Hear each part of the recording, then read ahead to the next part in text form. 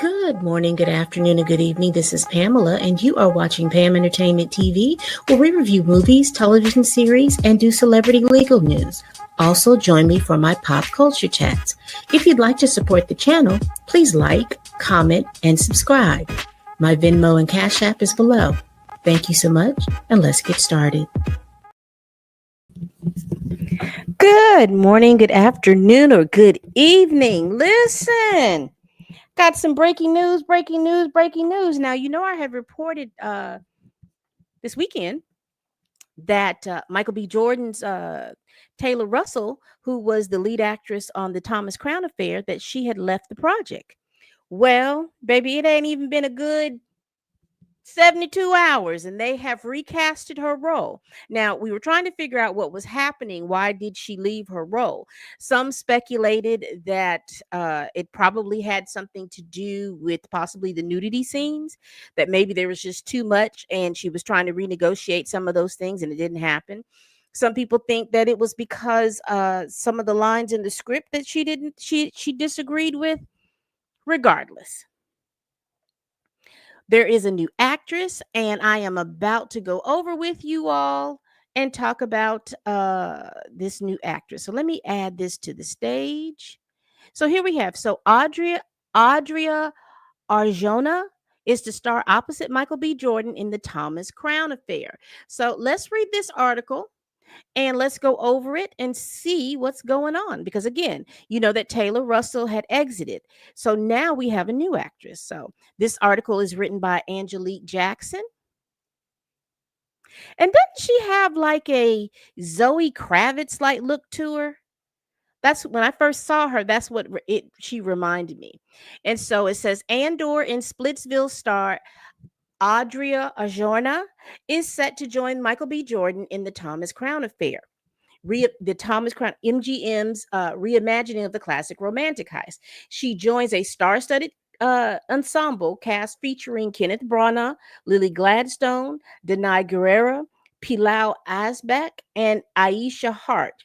She's stepping into the co-lead role following Taylor Russell's exit. After news broke on Friday, the studio and producer received a flurry of incoming calls about the highly sought part. So this tells me that Taylor Russell won the part, but they probably had number 2 and number 3 already in line. And they looked to see that she was number 2 or number 3 in line. And they called the people who were available as well. So this is what this tells me. The studio and producers received a flurry of incoming calls about the highly sought after part and moved quickly to secure a new star. And so the film, because it was in the middle of production, and as we have learned, if you have followed this Blake Lively and Justin Baldoni case, I am thinking a couple of things. I had one of my subscribers say, I think it probably had to do with the nudity scenes. And then I'm thinking, yeah, because they probably didn't have an intimacy coordinator on point, because, they're over there in London, even though you could possibly find one over there, and maybe it was too many nudity scenes, because again, the remake, the second time that they made this film was back in the 90s, and back then the culture was different. Gratuitous nudity wasn't a big thing, but now that we're in 2025, unless it's germane to the story, people really don't want to see everybody's boobies and booty and all that other stuff, unless it's like germane to the story, if it means something in the story. But just to see a woman walking around naked or see a man walking around naked, it's cute, but it's not. If it's not germane to the story, then we don't want to see it. And again, like I said, times change, and so we'll continue. Drew Pearce wrote the script with plot details being kept under wraps. This also tells me, following a previous draft written by Wes Tuke and Justin Britt Gibson, which was based on the 1960 original film starring Steve McQueen. Now, if you've watched that version, there was no nudity in that version. So it tells me that, with Drew Pearce, they have updated it for the modern times. Because again, it's 2025, and the way they were handling heists back in 68, you didn't have the computers, you didn't have the sophisticated security systems and all the things that we have right now. So this script has to be updated to reflect 2025. And again, I personally do not think that it was the script per se that there was an issue or problem with. What I probably think, and I agree with one of my subscribers, and shout out to you because I haven't gone back. I should have pulled your name out. But I agree with one of my subscribers. I do think it had a lot to do with possibly the nudity in this film and whether or not Taylor Russell was willing to do that. Because, like I said, a lot of times in the 90s and going into the early 2000s, nudity was just nudity. People, they were just throwing around nudity like it wasn't anything. But the times are changed. And again, you've got PG-13 rating. I don't know if this is an R rating movie or not. I'm not sure.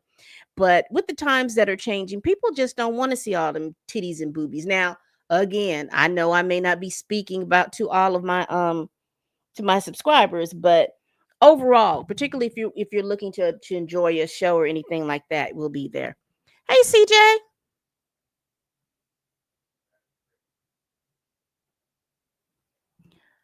Oh, cool. I'll see if I can do that. Okay, okay. But didn't they sign on with the script? They did. She did. She signed on with the script. That's why I don't think it's the script per se.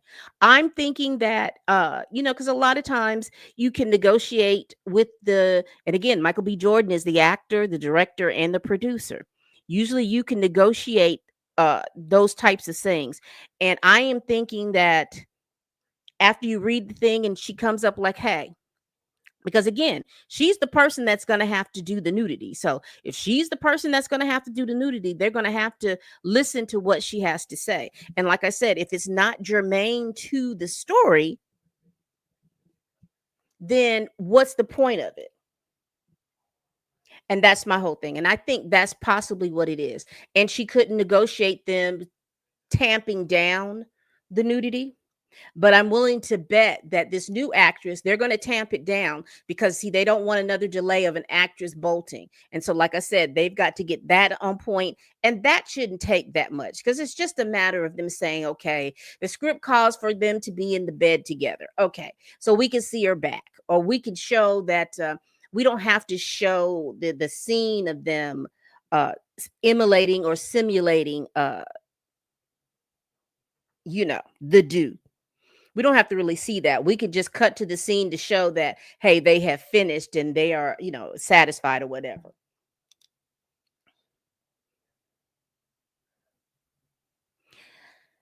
Animal are cute. Hey, hey, hey. I don't want to see all that nudio and whatnot. If I came for an action, a heist, comedy, whatever, that's what I want to see. Things can be implied tastefully. Exactly. That's why it can. Exactly. You really don't have to see anything. You can, like you said, they can get together and kiss, and then the next scene can show that they are finished and satisfied. I just believe that. But again, I believe that that had everything to do with it. I could be mistaken. But make sure you all are in. Make sure you all are hitting that like button.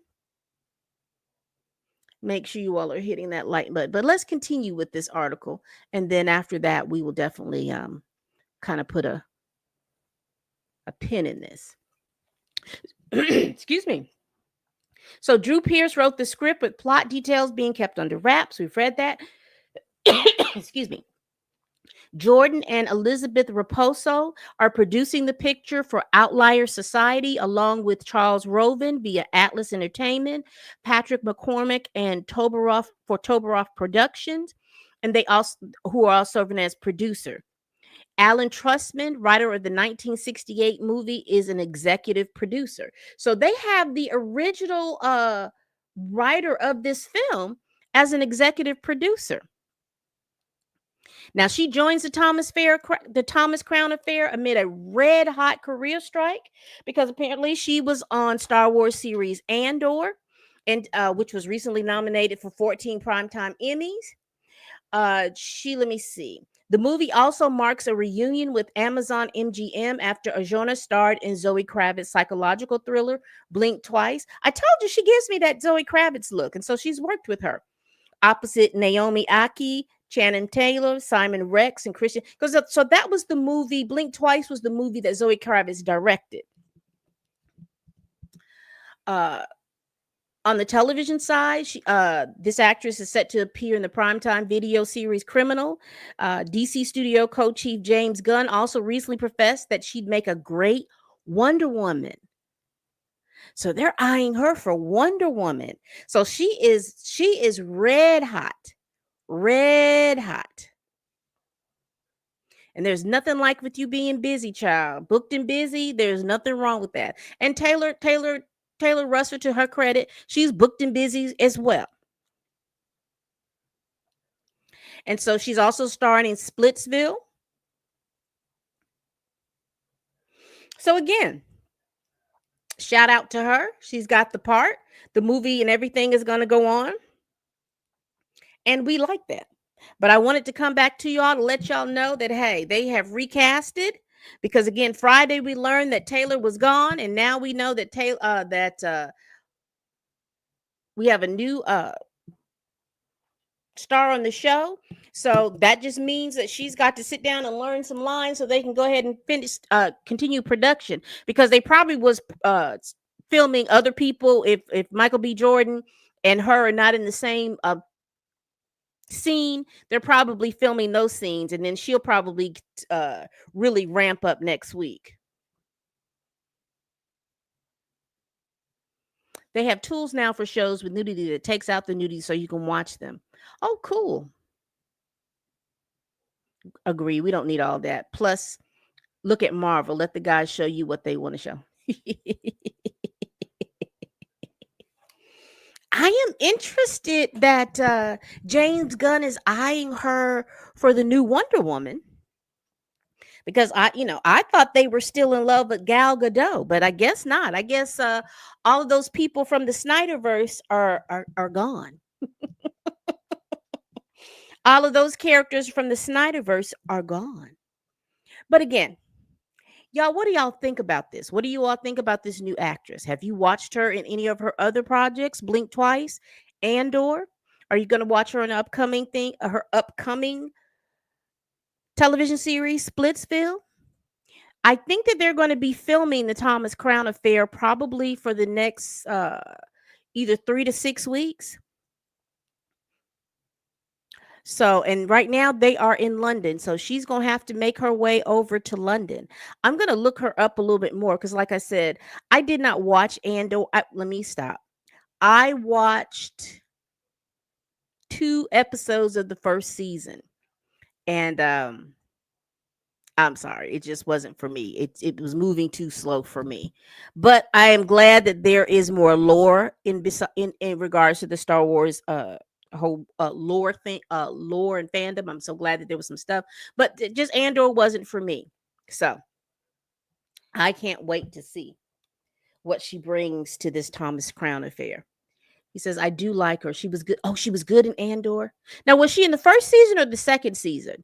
Because I know that there was a lot of kerfluffle about the second season and in a grape scene. So was she in the first season or the second season, CJ?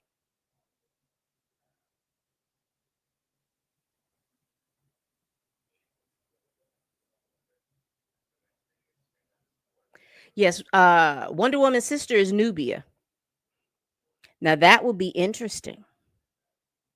Yes, because Nubia has her own. She that's Wonder Woman's sister, who is black, and it's going to be interesting to see what they're going to do with that. But if they're eyeing for her to be Wonder Woman, uh, I'm interested to see Nubia as well.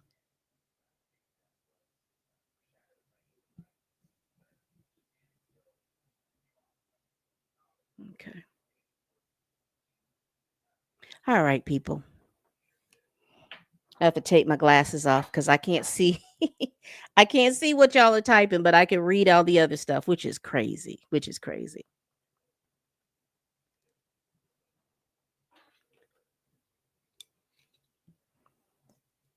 Oh, so she was in season 1. Yes, Nubia was from the comics. Newbie as well, because a lot of these characters are from the comics. What's different is the way that the DCU and the MCU reimagines them. So the comics gives you the characters, their backstories, and all those different things. You can expound on it, but uh the one thing that I like, the consistency and the continuity, is the fact that for the comics, that the powers should be the same. Don't go into the MCU or the DCU making up new powers for them. Don't do that, because that's confusing for me, particularly if I'm a casual watcher and I have a comic reader friends. Don't confuse me, because I want consistency. So if I do have to go back to the comics to look up to see what's going on, don't give me a character with these brand new powers that they did not have down in the comics. You can expound and say, like, if they've got I don't know, light vision, and they didn't have that in the comics, but they don't have electric powers. You see what I'm saying? Don't confuse me if they're able to just shoot light out of their hands, and then you're like, oh, they can shoot light out of their eyes, but that's never anything that they've done in the comics. Don't do that to me unless you're getting ready to say, like, this person had some injury, or they got a power up and this is what happened. Don't confuse me. Don't confuse me with backstories, because I don't like to hear, particularly in the MCU, they will give you a story about a character, and that's not their backstory. So, for instance, Spider-Man. I'm finding out that the backstory for Spider-Man was actually, with being Tony Stark's being his mentor and everything. That actually was the backstory for Ironheart. And they gave it to Spider-Man, and then the storyline that they gave for Ironheart, that's why it didn't make much sense, and people weren't um expressing satisfaction about it. Did I enjoy the Ironheart show? I did. I enjoyed it for it was. But I'm mad the fact to know that the backstory that they gave Spider-Man for with Tony Stark, that mentor thing, that was a story in the comic books for Ironheart. So I don't like that. See, I don't like that. So now here you have Ironheart, who should have had that backstory with Tony Stark. She should have had that backstory with Tony Stark. But anyway, that's a me thing.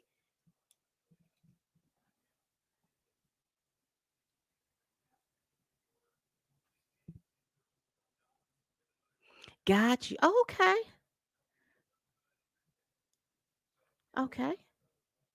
She's kind of a nepo baby. Okay. Okay. So this is going to be interesting. I'm gonna have to I'm gonna have to find a clip of something to see what she's done and how she does and everything like that. You think maybe she was a little bit cheap. And I couldn't see if it was a salary negotiation, because I'm like, you started filming, so surely after the contract, I wouldn't have started filming or started protesting about my salary at this time, because it should have been written in stone. And here's my question: is Taylor gonna have to give back that money that she received for this? My. All right, people. We do this every week. Please like, comment, and subscribe. If you're for whatever platform that you're watching me on, make sure that you hit that like button. Make sure you give me hearts. If you're following me on Twitter, come on over to YouTube and subscribe. I really appreciate it. It'll help my numbers and it'll help my engagements over there. But I'll still be over here streaming. So I'm looking forward to for you all to do that. All right, people, please tell a friend, tell a kin, tell a coworker, tell that heifer that you can't stand that I'm over here making these videos, child. Y'all tell me how you're feeling about